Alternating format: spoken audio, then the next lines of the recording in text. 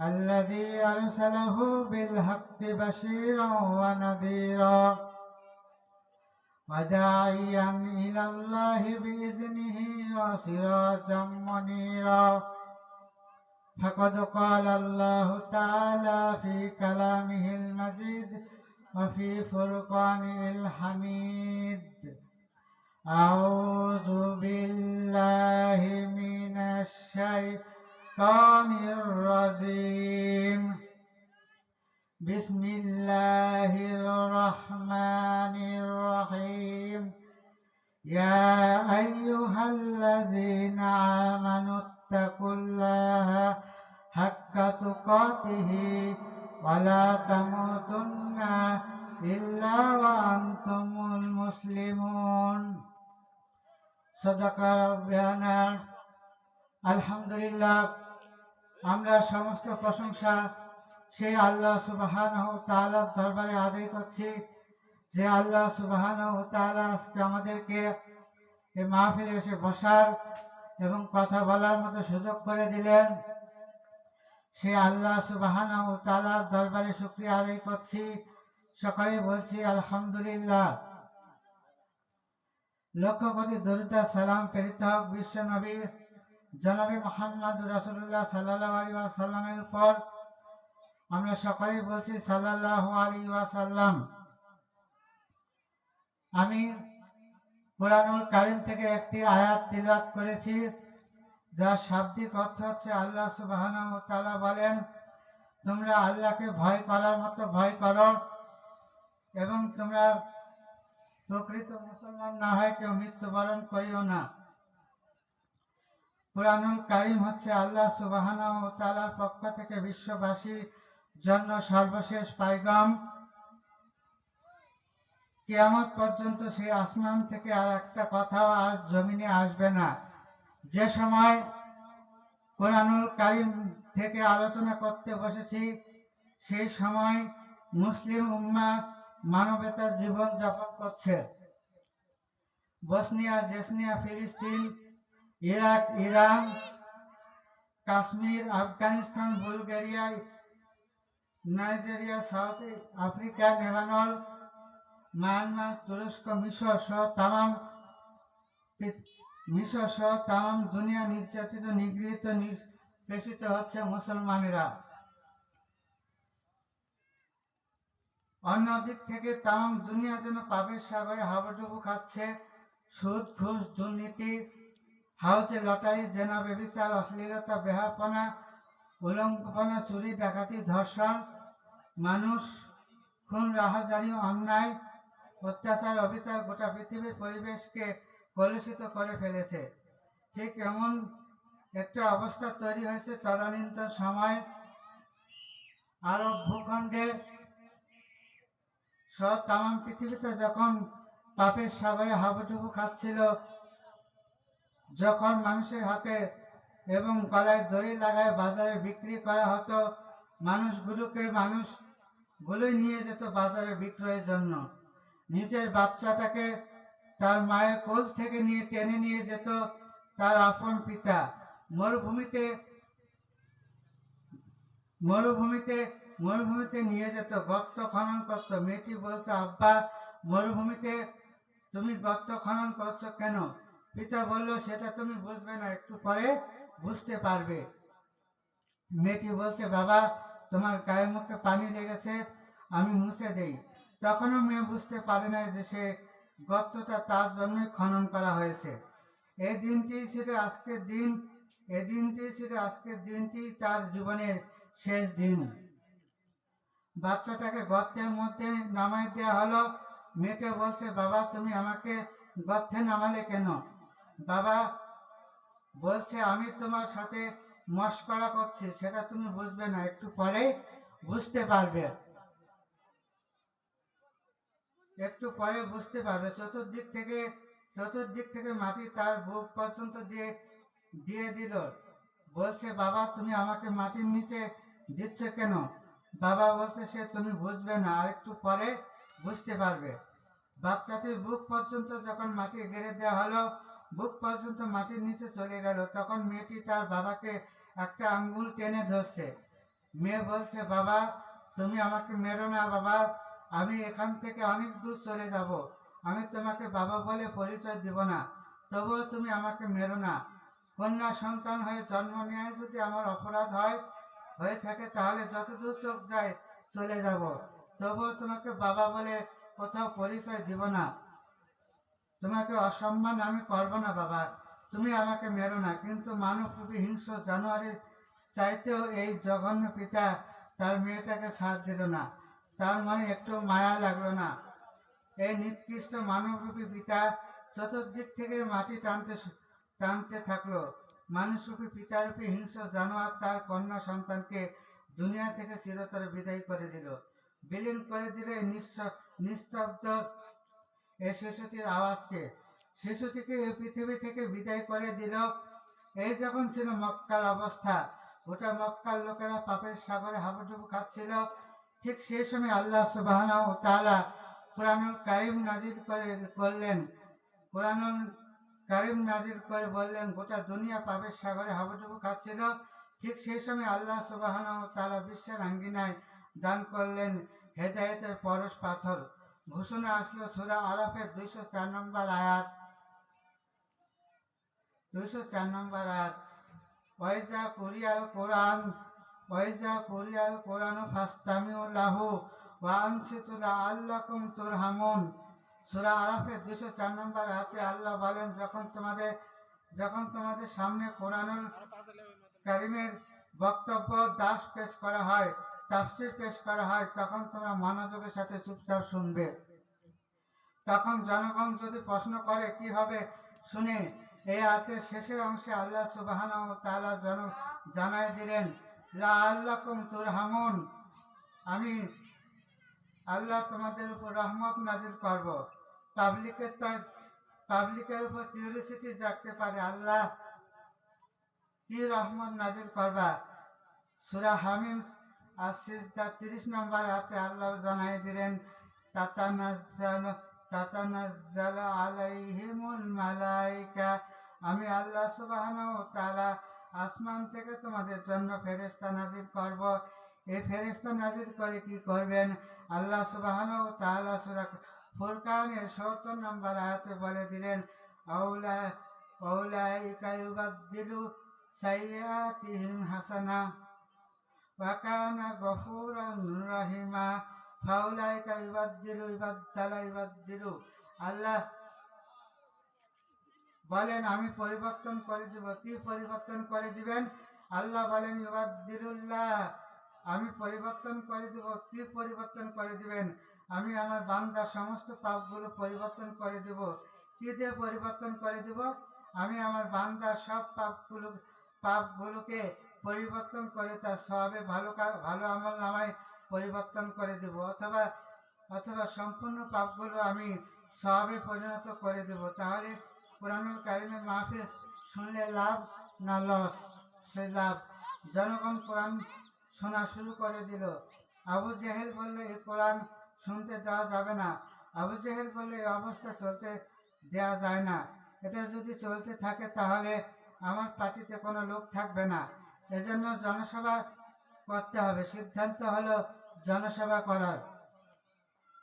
জনসভা ডাকা হলো। মক্কার হেরেমে বক্তব্য রাখবেন মক্কার গণমানুষের জনদরদী জননেতা আবুল হাকাম, সে বক্তব্য দিবে।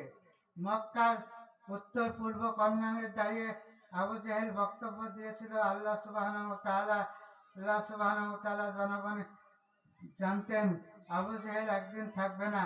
কিয়ামত পর্যন্ত মানুষের জন্ম যেহেতু হবে, তাহলে আবু জেহেল সেদিন কি বক্তব্য দিয়েছিল তা তামাম পৃথিবীবাসীর জন্য জানার দরকার আছে। ওই জনসভায় আবু জেহেল বক্তব্য দিল। কি বক্তব্য দিল তা আল্লাহ রাব্বুল আলামিন তা কুরআনুল কারীমে কোট করে দিলেন। সূরা হামিম আর সিজদার মধ্যে কোট করে দিলেন। আল্লাহ সুবহানাহু ওয়া তাআলা বলেন, ওয়াকালাল্লাযীনা কাফারু লা তাসমাউ লিহাযাল কুরআন ওয়ালগাউ ফি, তোমরা কোরআন শুনতে যেও না, কোরআন শুনতে যাবা না। যদি যাও তাহলে গন্ডগোল করো, ঝগড়া করো, অশান্তি করো, মারামারি করো।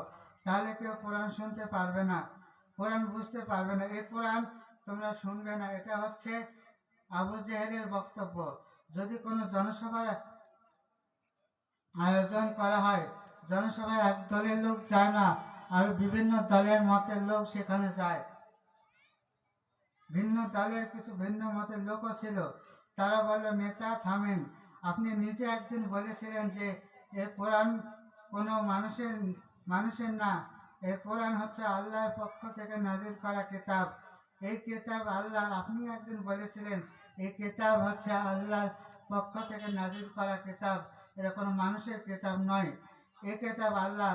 আর যে জায়গাতে দাঁড়িয়ে বক্তব্য দিচ্ছেন সেটা হচ্ছে মসজিদুল মক্কার সামনে হেলমেট দাঁড়িয়ে তিনি বক্তব্য দিচ্ছেন। আল্লাহ সুবহানাহু ওয়া তাআলা বলেন, ফালিয়াবুদু রাব্বা হাযাল বাইত, তোমরা এই কাবা ঘরের মালিকের ইবাদত করো এবং তারই গোলামি করো, তারই দাসত্ব করো। আমরা এই কাবার মালিকের তো উপাসনা করি, আর সেই মালিকের কিতাব শুনলে সমস্যাটা কি? আবু জেহেল বলল যে হুয়াল গাউফি, এই জন্য শুনবে না যতদিন পর্যন্ত এই কোরআন থেকে দূরে থাকবে, ঠিক ততদিন পর্যন্ত এই মক্কার নেতৃত্ব আমাদের হাতেই থাকবে। আর যদি তোমরা কোরআন শোনো তাহলে নেতৃত্ব আর আমাদের হাতে থাকবে না, নেতৃত্ব চলে যাবে আব্দুল্লাহর পুত্র মুহাম্মদ সাল্লাল্লাহু আলাইহি ওয়াসাল্লামের হাতে। কাজে তোমরা এটা শুনবা না। ওই দিন দুইটা ভাগে বিভক্ত হয়েছিল, দুইটা দলে বিভক্ত হয়েছিল। একদল ছিল শোনার পক্ষে, আরেক দল ছিল শোনার বিপক্ষে। আমরা কোরআন শোনার পক্ষে। আমাদের কাজ কি তা জেনে আমাদেরকে করার দরকার। যারা কোরআনের মাহফিলে টাকা দিয়েছেন, সহযোগিতা করেছেন, শ্রম দিয়েছেন, সময় দিয়েছেন, তারা কোরআন শোনার পক্ষে। আর আরেক দল ছিল শোনার বিপক্ষে। কোরআন শোনার পক্ষে যারা ছিল তারাই গিয়ে মুহাম্মদ সাল্লাল্লাহু আলাইহি সাল্লামের কাছে গিয়ে বলল, কোরআন শুনলে আমাদের বেনিফিটটা কি, লাভ কি? সঙ্গে সঙ্গে আরেকটা আয়াত নাযিল করেছেন আল্লাহ সুবহানাহু ওয়া তাআলা বললেন, ওয়ালাউ আন্না আহলাল কুরা আমানু লাফাতাহনা আলাইহিম বারাকাতিম মিনাস সামাই ওয়াল আরদ। আল্লাহ সুবহানাহু ওয়া তাআলা বলেন, আমার বান্দারা যদি কোরআন শুনে, ঈমান আনে এবং কোরআন দিয়ে জীবনযাপন করে, আমি আল্লাহ তাআলা তাদের জন্য আসমান এবং জমিনের রহমত এবং বরকতের দরজা সমূহ খুলে দেব।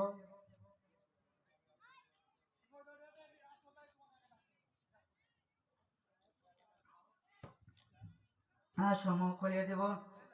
জাতির লোকেরা যদি ঈমান আনার পর কোরআনের বিধানকে মেনে নিত, তাহলে মেনে চলতো, আর আমি আল্লাহকে ভয় করার নীতি অবলম্বন করে চলতো। লাফাতাহনা আলাইহিম বারাকাত, সুপারলেটিভ ডিগ্রি দিয়ে, লামের তাগিদ দিয়ে আল্লাহ বলছেন, লাফাতাহনা আলাইহিম, তাদের জন্য উন্মুক্ত করে দিতাম। কি উন্মুক্ত করে দিতেন?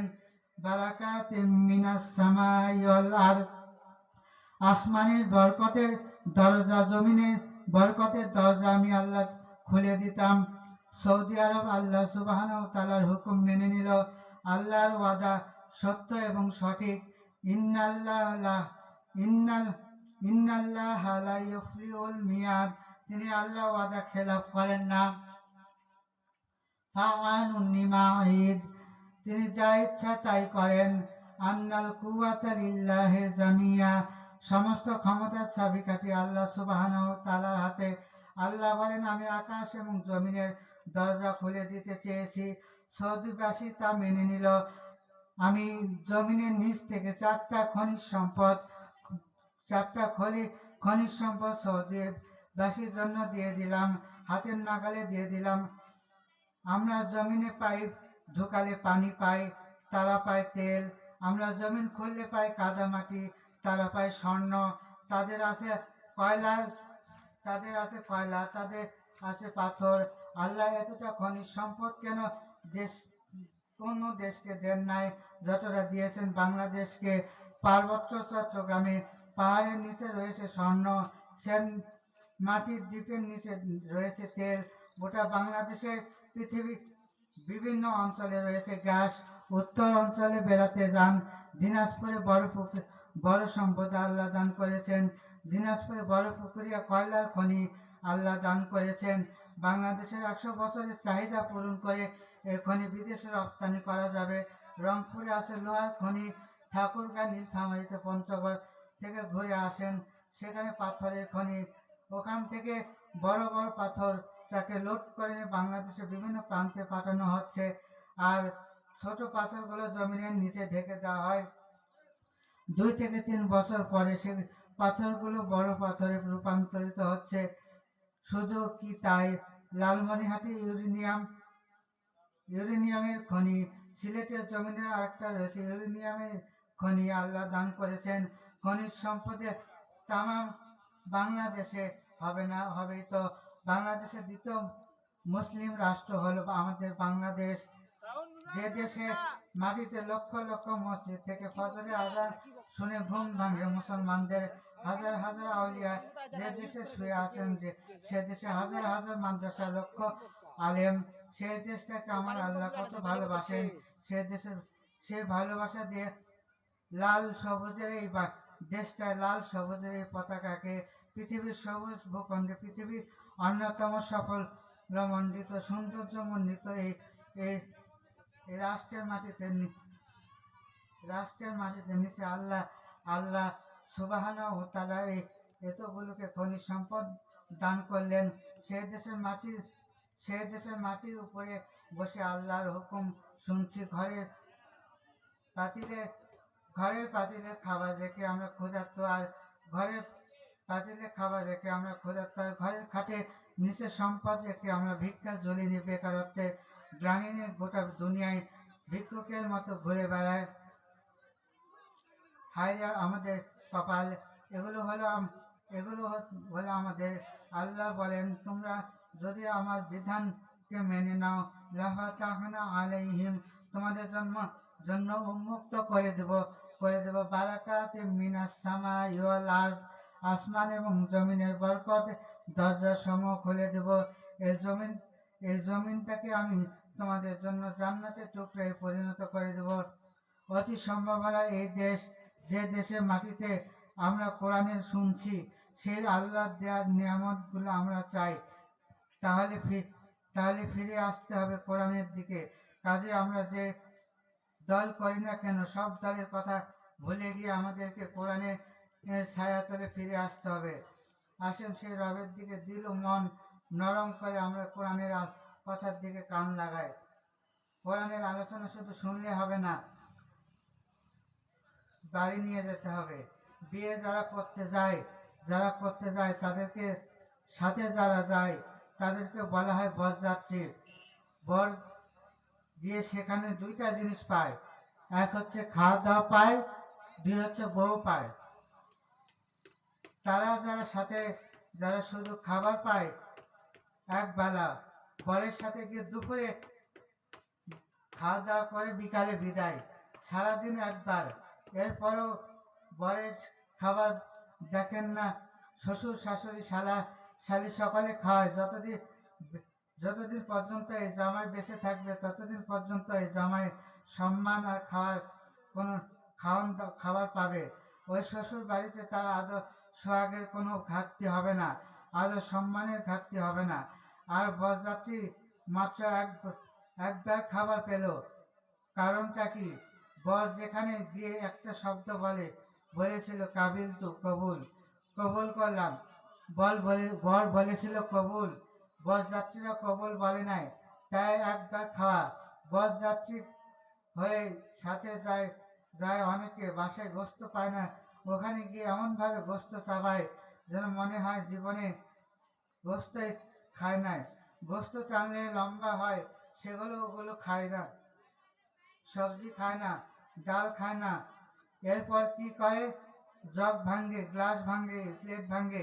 বিদেশে আম গাছ ঝাঁকুনি মারছে। বউয়ের ছোট ভাই বাপের কাছে গিয়ে কমপ্লেন করছে, বাবা আম গাছে ঢিল ছুঁড়ছে, আম চুরি করছে। বলে কেউ মুখ বলে, চুপ থাকো, কথা বলো না, কথা বললে কিছু বললে তার উপরে আমার ওষুধ তুলবে আমার মেয়ের উপরে, অতএব আজকে কিছু বলা যাবে না। বরযাত্রী হয়ে গেছেন তাই মশান আপনার এত মশান নিয়ে চলা।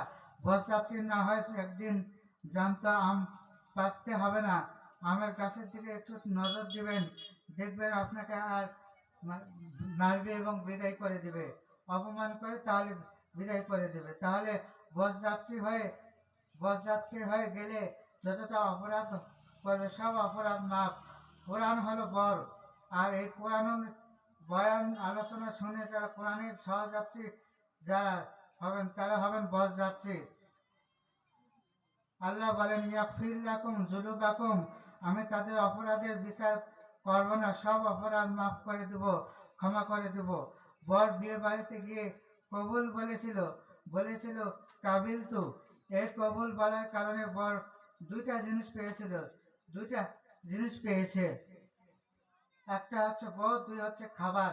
এই কথা বলবার কারণ হলো যারা আজকের কোরআনের আলোচনা যারা শোনার ও কবুল করবে, জান্নাতে তাদের জন্য হুর আছে এবং মহিলাদের জন্য জান্নাতি স্বামী আছে, আর অন্তত অনন্তকালের জন্য জান্নাতি খাবার আছে। বিয়ে বাড়িতে কবুল করে জিনিস পাইছেন দুইটা, এক হচ্ছে বউ পাইছেন, খাবার পাইছেন। কোরআনের আলোচনা কবুল করলে হুর পাবেন, তেলমান পাবেন, আর জান্নাতি খাবার পাবেন। সেটা কোনো দিন শেষ হবে না। তাহলে সে কোরআনের আলোচনা কবুল করতে হবে। রাজি আছি। সূরা আল ইমরান মুহাম্মদ সাল্লাল্লাহু আলাইহি ওয়াসাল্লামের মাদানী জিন্দেগিতে এই আয়াতটা নাজিল হয়েছে। মোট আয়াত 200, রুকু 20টা। তিলাওয়াতকৃত আয়াত 102 নম্বর আয়াত তিলাওয়াত করেছি। এই আয়াতের ভিতরে 3টা চ্যাপ্টার বিন্যস্ত, 3টা চ্যাপ্টার আছে এই আয়াতের মধ্যে। এক হচ্ছে ঈমান, 2 হচ্ছে তাকওয়া, 3 হচ্ছে ইসলাম।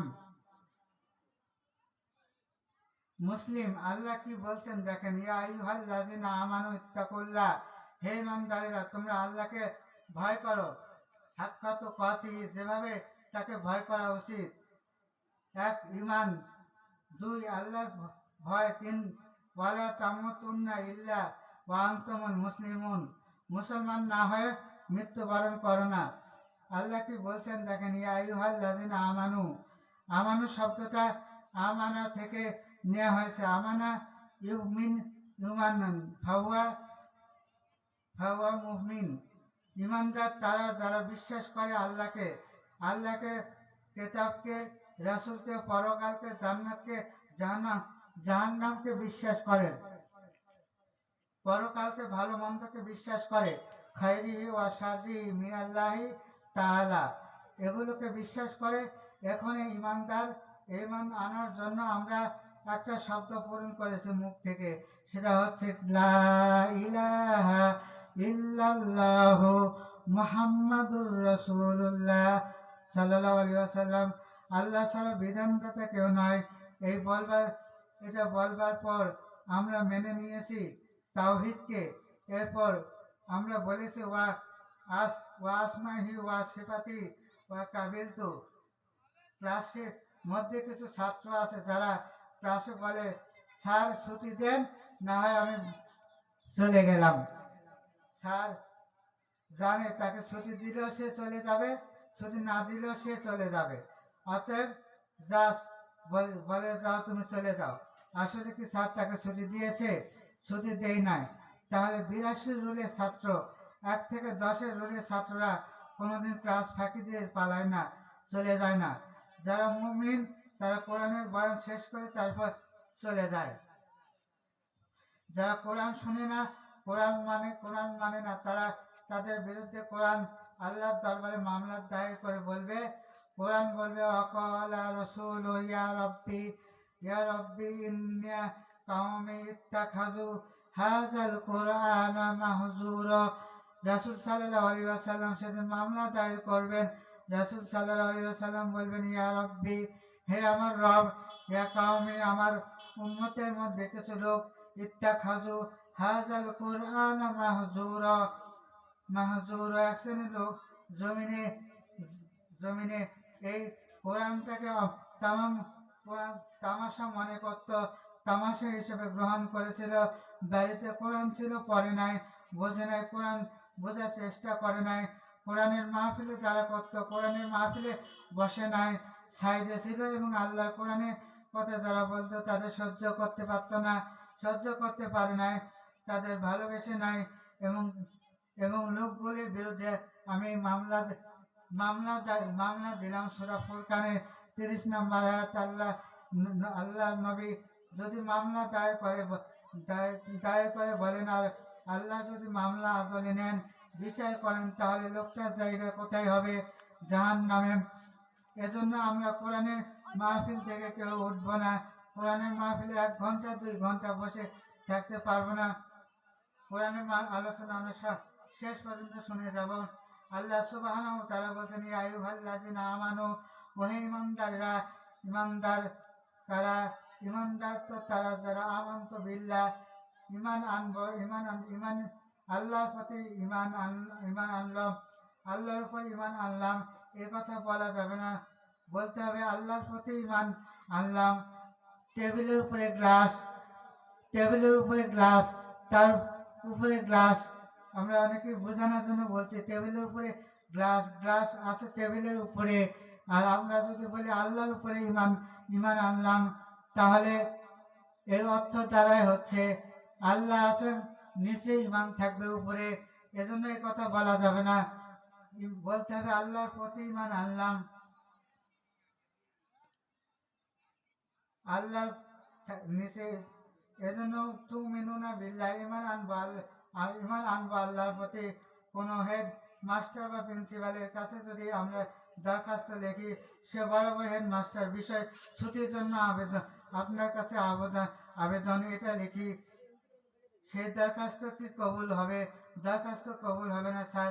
সেই দরখাস্ত নিয়ে বলবেন, বাবা এটা সংশোধন করে নিয়ে আসো, এটার উপর হবে না, উপর শব্দটা বাদ যাবে। তাহলে যিনি গোটা সমগ্র জাহানের স্রষ্টা, এই কথাটা আমরা না বলি, যে ঈমান আনবো তার উপর, আমরা ঈমান আনবো আল্লাহর প্রতি, এই কথা আমরা বলবো। ঈমান আনবো আল্লাহর উপর, না আল্লাহর প্রতি। আল্লাহর উপর কোনো কিছু নাই। এবার তার দলিল নেন। আর রহমান আল্লাহ সিস্তাওয়া, দয়াময় আল্লাহ তিনি আরশে আযমে সমাসীন। সূরা মুলকে বলেন, ওয়া আলা কুল্লি শাইইন কাদির। কাদির শব্দ ইস্তেফাইল হবার কারণে তিনি সকল কিছুর উপরে শক্তিশালী, তার উপরে কোনো কিছু নাই। আমানতু বিল্লাহি, ঈমান আনবো আল্লাহর প্রতি, কামা হওয়া যেমন তিনি, আসমাইহি তার নাম, ও সিফাতি তার গুণ, নামে তার বামে যিনি, কামেল ঈমান আনবো তার প্রতি। ওয়া কাবিলতু জামিয়া, কাবিলতু মানে কবুল করলাম, জামিয়া মানে সব। কবুল বিয়েতে করে, অনেক জায়গাতে বিয়ে করতে যায় নাকি রুমাল দিয়ে গেলে বুঝবেন মহারানা বাকি রাখার লক্ষণ। মহারানা নগদ পরিশোধ করতে হবে। বিয়েতে প্রস্তাব যাতে কবুল বলবে, খুতবা হবে, ওলিমা বন্টন হবে, দোয়া হবে। বর সঙ্গে মেহরানের টাকা নিয়ে যায় না, নিয়ে যায় 2 জন মনকিন নাকি দুলাভাই 2 সাইডে নিয়ে থাকে। যদি বলে কত টাকা দেন মোহর, বলে 3,10,000 টাকা, 792 টাকা নগদ, কত 117 টাকা। দুলাভাই জবাব দেয়, বর কথা বলে না, বর চুপচাপ থাকে, রুমাল দিয়ে বসে থাকে। বর কথা বলে না, প্রস্তাব নিয়ে বলে মেয়ের কাছে, মেয়েটাকে তো কবুল করবেই না, মেয়েটাও কবুল করবে না। কাঁদতেছে, মেয়েটারা কান্না করার সময় 2টা কবুল বলার পরে বাড়ি ছেড়ে চলে যাব, এই বাড়িতে আমার লাশটাও আর আসবে না, এমন এক সিটারের পাল্লায় বললাম। দেন মোহর 3 লক্ষ টাকা পাঠাইছে, 17 টাকা সারা জীবন জ্বালাইবে। এই 2টা কারণে কাজে কবুল করতে দেরি করে। ফুফুরা, খালারা, দাদিরা বলে, মা কবুল বলতে হয়, দেরি করতে হয় না, কবুল বলো। বোনেরা বলে, কবুল করছো না, কবুল করো, দুলাভাই কষ্ট পায়। বান্ধবীরা বলে, কবুল করতে দেরি করছে, করে হয় তুই কর। সকলের অনুরোধ রক্ষার্থে কবুল করে। দিয়ে মেয়েটা কবুল বললো। মেয়েটা যদি বলতো আমি 10-17টাতেই রাজি, শুনে আসেন বাকি 3 লক্ষ টাকা উনি কবে দেবেন তাহলে বলেন। এই নাকি নাকে রুমাল দিয়ে থাকতো। ওই নাকে রুমাল দিয়ে যায়, ঘাম মুছে ভাড়া করা গাড়ি রেখে গলার মালা ছিঁড়ে জুতা রেখে পালাই আসা লাগতো। যে মেয়েটা এতগুলো মানুষের সামনে অপমান করলো না, সে মেয়েটা বাড়িতে এনে যৌতুক ওকে জন্য নির্যাতন অত্যাচার করলো। আপনার একটু লজ্জা হওয়া উচিত। এরপর মেয়েটা কবুল করলো, ছেলেটার কাছে আসা হলো, ছেলেটা কবুল করলো, অলিমা বন্টন হলো, খাওয়া দাওয়া হলো, বিদায় শেষ। সবাই চলে গেল। বিপদে পড়লো দুইজন। মেয়েটা তার মায়ের বুকটা জড়ায় ধরে কাঁদতেছে আর বলতেছে, মা তোমরা কত বড় নিষ্ঠুর মা, কোনোদিন মুখ ফুটে কিছু বললাম না, আমাকে সাজুগুজু করে ঠিক করে পাঠিয়ে দাও। মা তার মেয়ের চোখে পানি মুছে দিয়ে বলে, যাও, মেয়েদের কপালে এটাই, বাবার বাড়িতে জন্ম নেই, থাকতে পারে না, বিয়ের পর শ্বশুর বাড়িতে চলে যেতে হয়। যাও মা, আমি দোয়া করে দিলাম তোমার ঘরটাকে আল্লাহ জান্নাতের টুকরা বানিয়ে দেখ। প্রথম নাওরে দাদি অথবা নানি অথবা খালা যায়। বিয়ের পর বর কিন্তু চায় না তার গাড়িতে অন্য কেউ থাক। বর কনের হাত ধরে গাড়িতে উঠেছে, পাশে উঠেছে মেয়ের খালা বা মেয়ের নানি অথবা দাদি। বর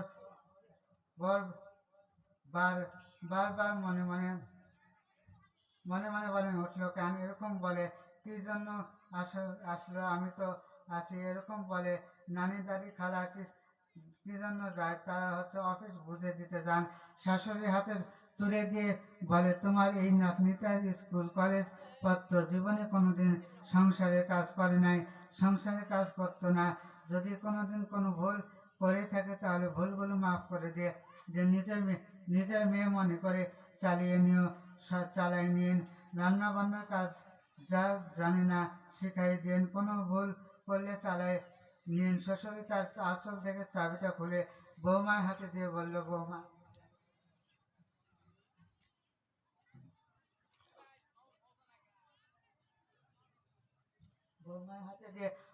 বৌমা চাবি নাও, ওইখানে রান্নাঘরে গোয়াল ঘর সব বুঝে নাও।